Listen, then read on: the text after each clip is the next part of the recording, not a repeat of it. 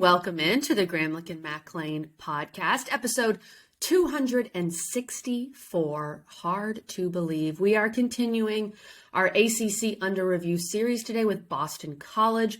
You may notice no Eric McLean. He is having some serious internet issues. The technology gremlins have come for him and for a good portion of the Midlands of the state of South Carolina. If you have Spectrum, hopefully that is getting fixed.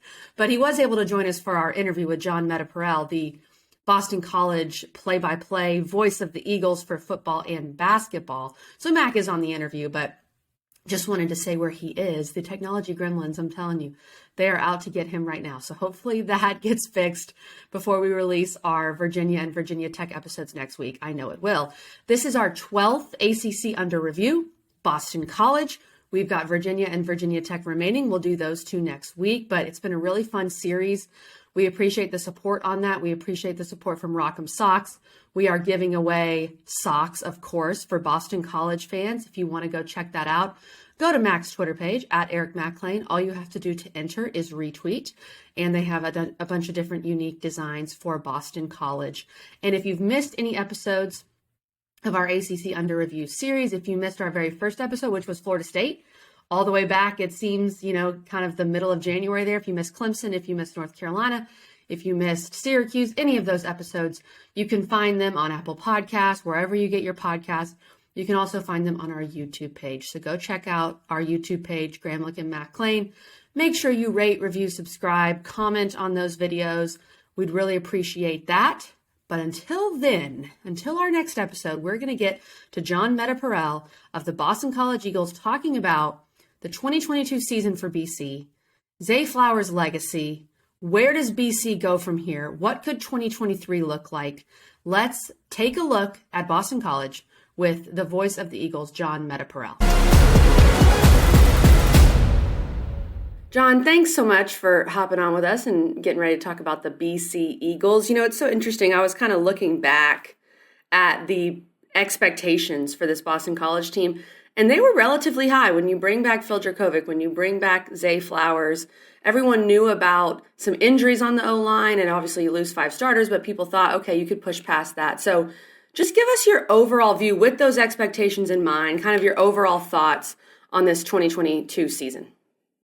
Yeah, guys, it was definitely a season that I definitely had high expectations. I think everybody associated with the BC program had high expectations based on what you just said, Kelly. Anytime you bring back a quarterback who you thought was going to be a pro-caliber kid, still might be, you're optimistic. And offensively, we had really, really good visions of a high-powered electric offense with Zay Flowers, a dynamic offense that they hadn't had in years past. And then it all collapsed, unfortunately. The offensive line issues clearly reared their ugly head. Eric can speak to that. And it was just one thing after the other. It was like the perfect storm. We all said in the summer that the Rutgers game was going to be a must-win, and then they lost that game. They miss a kick. They made some bad mistakes. You lose 22-21. You guys know how difficult it is. You need that momentum. You need that launching pad. Rutgers is a Northeast rival, I guess, even though they're not in the ACC. But still, that was a big recruiting type game for BC. They recruit the same type of kids. And that was a tough one. So they never really bounced back, to be honest with you. It was one of those things. They lost to not a good Virginia Tech team, 27-10 the next week. I always come back to, guys, is the fact that they averaged 18 points per game. And that tells you all you need to know about where they were last year. You can't win in college football without averaging 35 points a game. You just can't do it consistently. And it was just a broken offense. And we saw a result of that, just really, John, like an identity crisis. And I think a lot of that stemmed from offensive line play and having to replace 5 starters and so much juice and excitement with Christian Mahogany coming back, being the guy, and then he goes down with injury. And so it was this total, just cluster of things, as you mentioned there. And then the injuries to Phil, the injuries to different, skill players throughout that just couldn't quite be there. I guess when you look at that, in your opinion, did it stem from that offensive line and kind of go out? or were there just other things everywhere that maybe made that more difficult?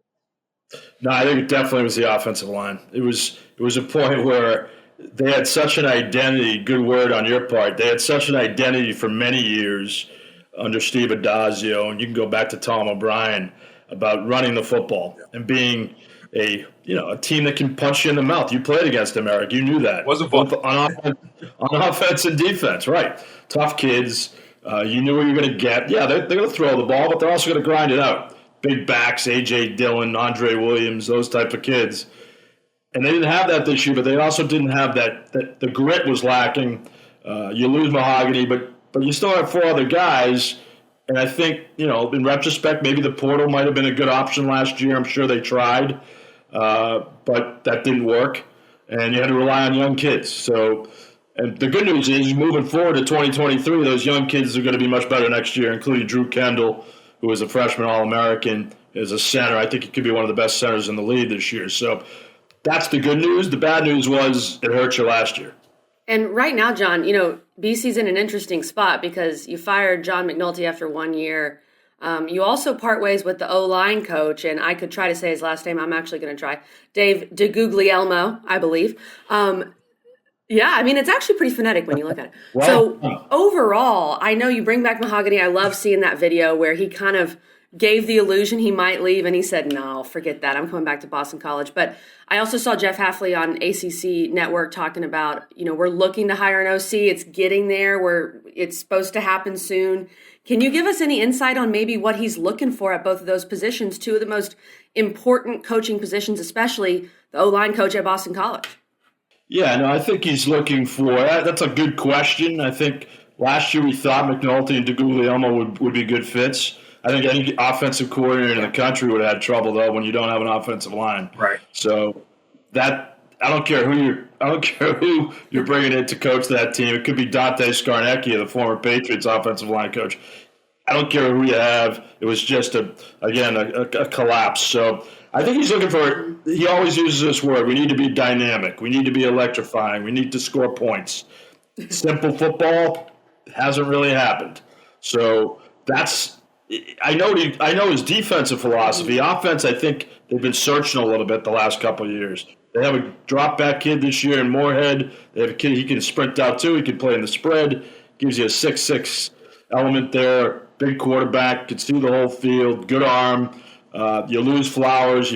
Joe Griffin, you got to be building around him. He had 5 touchdowns last year. Young receiver. Takis is coming back at tight end they got from Notre Dame. So there's some pieces there. It's just a matter of just figuring out what brings you that dynamic presence. They haven't been able to figure that out. I wish I had a better answer for you guys, but it's a tough fit right now. Yeah. Well, and we talk about it all the time. We talked about it with Clemson, too. You got to be more explosive. I mean, explosiveness is the name of the game right now in college football. Absolutely. A guy that was incredibly explosive was Zay Flowers. And I tweeted this out maybe like November. I mean, BC is struggling, right? You're not making a bowl. But Zay Flowers, this is in this day and age, he probably could have opted out and just said, hey, I'm going to prepare for the NFL draft. And NFL teams probably wouldn't have cared. They'd been like, okay, fine. We know what you can do. But he didn't. He stuck with this team. He played so hard every game. You had to watch BC just to watch him. I mean, he's that electrifying, dynamic. That's him. So what is Zay Flowers' legacy at Boston College, John? Well, his legacy is the best receiver that BC's ever had. And Yeah. he's going to be their first draft pick in 35 years as a receiver. Last guy was Kelvin Martin. So you have to go that far back to find that type of player at BC. And yes, Kelly, well, a good summary on your part. Just absolutely an amazing presence with a ball in his hands, can turn a game on a dime, being double teams, sometimes even triple teams, has that type of ability. It's just not only from on the field but off the field, he really grew and he matured. And he was not highly recruited, similar to what many kids are at BC. They found him. He was a diamond in the rough. Good for them for finding him. Jim Reed recruited him, former BC defensive coach. They found him, and they got him. And, a lot of people thought he might have to play defensive back in college. BC said, no, you're sticking with receiver. He's a classic slot receiver. I think he's going to have a really good NFL career. put him in the right system, he's going to flourish. And I love the fact that he really respects the BC degree. He respects that, he stayed. He could have left. Yeah. I'm sure you guys have heard the rumblings about that. A lot of people were around him and offering a lot of money, but he stayed. And good for him. So that's the type of kid that BC would like to sell, Kelly. That's your BC guy. Yeah. That's the kid that stays 4 or 5 years. That's the kid that he's a 1-star, he turns into a 5-star, and he's going to be an NFL first or second round pick. So I can't think of a better guy to kind of be a lightning rod for your program. Man, he's just been so fun to watch, and a guy that, man, was just so dynamic, and you just have to think, what if, Phil Dracovic stays healthy? What if, that offensive line can protect? His numbers would have been astronomical. They already were so impressive. And as you mentioned, double and triple team. I mean, everybody in the stadium, everybody watching on TV, they know where we're going with the football. You just can't stop it. He's that good of a player, and he exemplifies it. He can make you miss in a phone booth. He has the big play. He goes over top and makes catches. John, it was just so impressive. It was, and he was the walking highlight reel. It was, I talked to him a couple months ago. We were at a postseason banquet. I said, "What do you think you got to run in the 40?" He said, "I'm going 4.3, maybe even a 4.2." So he has that. He's got some quiet confidence. He's got the swagger, Eric. You know all about. You need, especially a receiver. So I wouldn't doubt anything. Everyone goes, "Oh, he's too small." No, he isn't. I mean, that's a myth. I guess it's still around, but I don't think that's going to fly for him in the NFL. No, I think it's been a little bit debunked. And really, what's interesting is I've asked some NFL quarterbacks, some former NFL quarterbacks, just, about these guys in the process. And this was a couple of years ago. They would rather have a smaller guy because those corners now, man, they're going to get their hands on those big guys. They're going to throw off the timing. They're going to slow it all down. You got a guy like Zay. I mean, he's going to get out of the way. He's not going to let you touch him.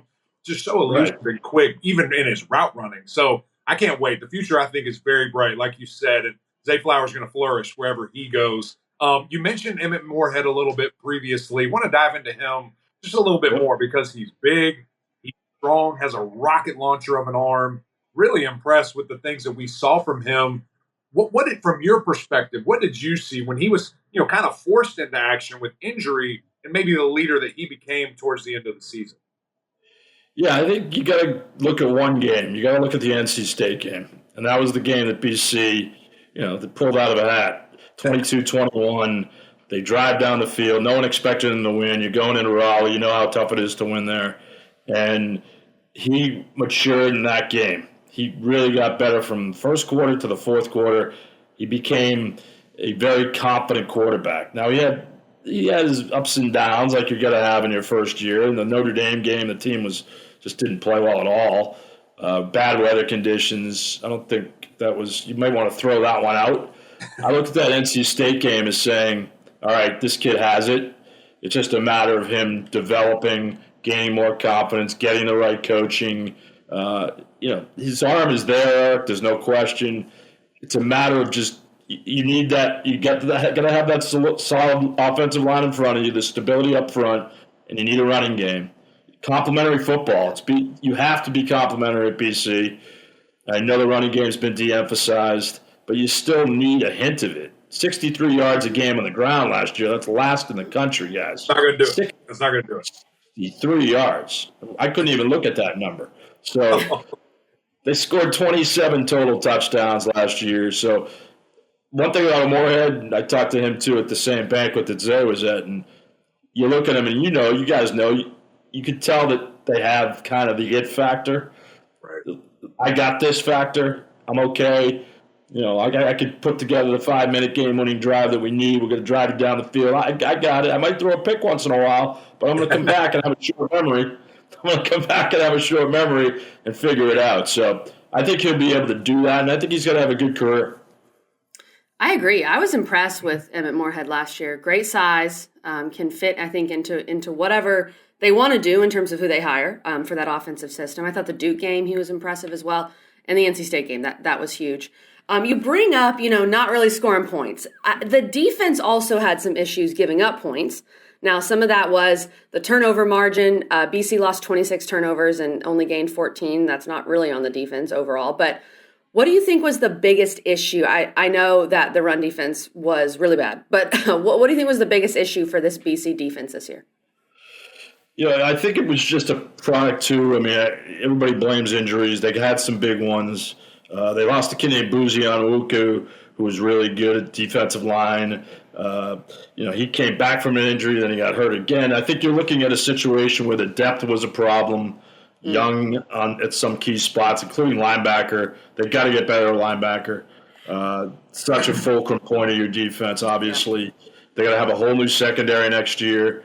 They thought the secondary would be better. They had a kid named Elijah Jones who played really well, led the league in pass deflections. Josh DeBerry underachieved a little bit last year. They thought he was going to be probably better than he was.